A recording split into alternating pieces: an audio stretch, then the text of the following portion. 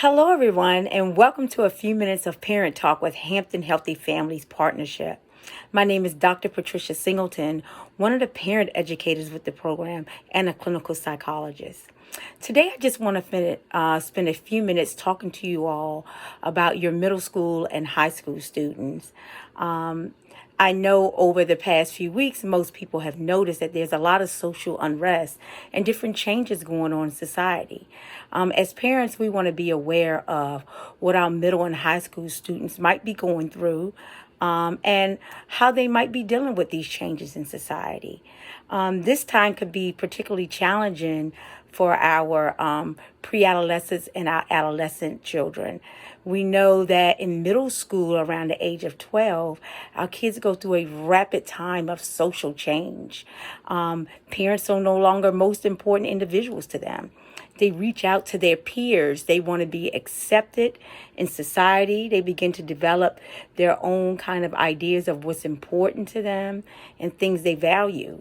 So it doesn't really get much easier as they transition into adolescence. We know that during that time, our teens really began to say, hey, this is important to me. It's a little different than what my parents, but I'm okay with it. They begin to try to become okay with how they feel and how they feel their path integrates them into society and the larger world.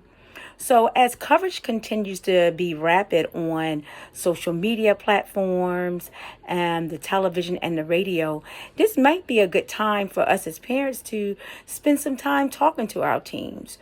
As parents, we have to remember that we're like mirrors for our pre-adolescents and our high school students. They look to us to see how we navigate conflict and how we get along with others. So this is very important during this time. I'm challenging you as parents to sit down and talk to your middle school and your high school student. Find out how much time they're spending on social media platforms to see how much they are actually exposed to some of the depictions of the riots or negative commentary, or even what they're seeing about the peaceful protests and how people are attempting to make change. During pre-adolescence and adolescence years, we know that when our kids are exposed to things a variety of times, they can begin to internalize it. Sometimes internalization it evokes them to get involved in become a change agent. They want to come to you and say, hey, how can I make a difference? But we also know when those things are not explored, our adolescents and pre-adolescents can begin to act out aggressively. They can begin to become a part of the status quo just based on those societal cues. They may begin to mimic the behaviors that they are viewing on the television or on social media sites. So parents, I'm encouraging you to use this time to connect with your pre-adolescents and your teens. Spend time having those challenging but necessary conversations with your kids.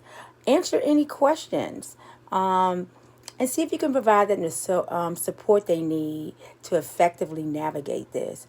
Also, ask them when they see these images, are they beginning to feel sad, or are there any symptoms of trauma, changes in eating and sleeping? Do they feel safe?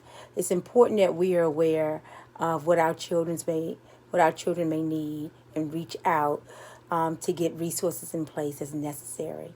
I hope you found this information helpful. If you need any additional information or resources related to parenting your pre-adolescents and your teens, feel free to reach out to us at Healthy Families Partnership. We can be reached at 757-727-1300. Thank you and have a great day.